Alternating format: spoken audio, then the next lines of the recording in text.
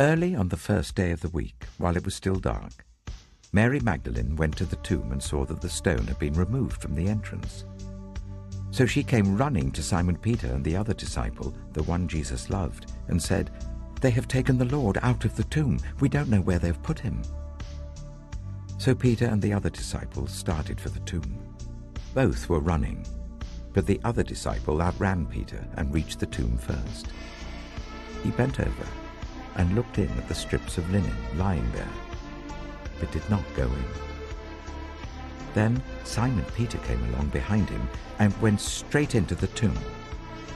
He saw the strips of linen lying there, as well as the cloth that had been wrapped around Jesus' head.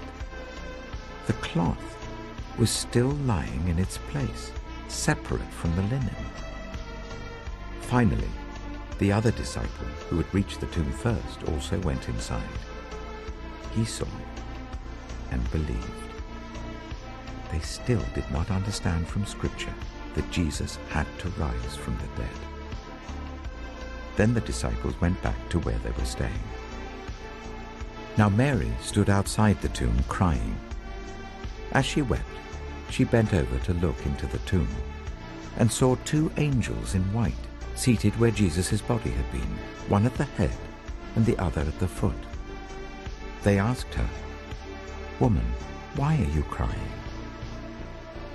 "They have taken my Lord away," she said, "and I don't know where they've put him."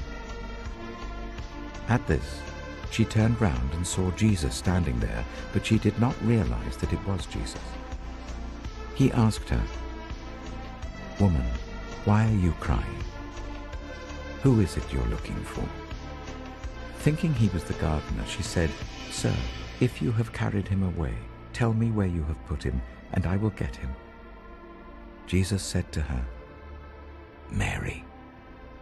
She turned towards him and cried out in Aramaic, "Rabboni," which means teacher. Jesus said, "Do not hold on to me, for I have not yet ascended to the Father.